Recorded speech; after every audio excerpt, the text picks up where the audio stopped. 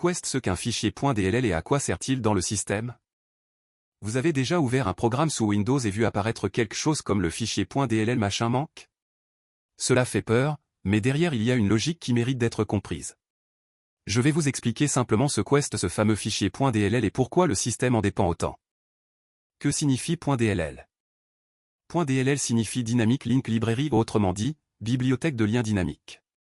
Imaginez-la comme une boîte à outils que plusieurs programmes peuvent utiliser lorsqu'ils doivent effectuer quelque chose de spécifique, afficher des graphiques, jouer un son, se connecter à Internet, enregistrer des fichiers, bref, des choses que beaucoup de logiciels font. La DLL contient des portions de code et des fonctions que différents programmes peuvent exploiter sans avoir à tout copier dans chacun d'eux. Pourquoi utiliser les DLL? Avantage de la bibliothèque partagée.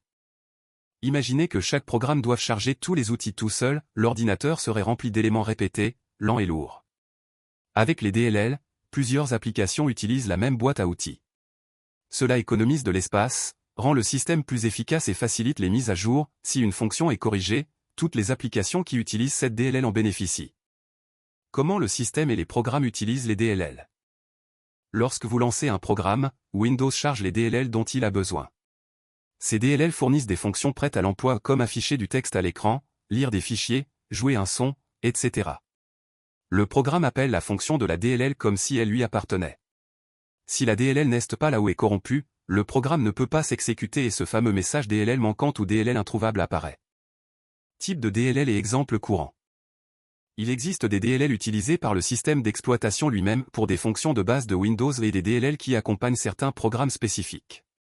Parfois, différents programmes utilisent la même DLL. Il y a aussi des DLL de pilote ou de bibliothèque dédiées à des tâches particulières, comme les graphiques ou le son. C'est pourquoi, en installant un nouveau jeu ou un logiciel lourd, il est courant qu'il installe aussi des DLL supplémentaires.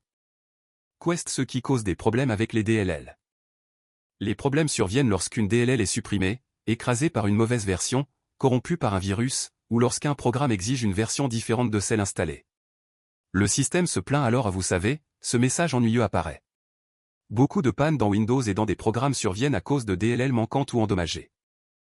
Comment résoudre ou prévenir les erreurs de DLL?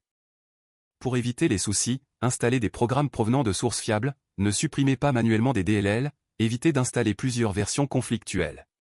Si une erreur survient, réinstaller le programme ou réparer l'installation peut parfois restaurer la bonne DLL. Dans le cas des DLL du système, les outils de réparation de Windows peuvent aider. Résumé et pourquoi il vaut la peine de comprendre les DLL.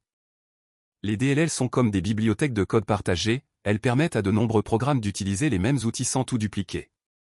Cela rend le système plus léger, flexible et organisé. Mais si quelque chose tourne mal, plusieurs fonctions peuvent se casser d'un coup. Comprendre ce qu'elles sont et comment elles fonctionnent vous aide à comprendre les erreurs et à garder votre Windows plus fiable.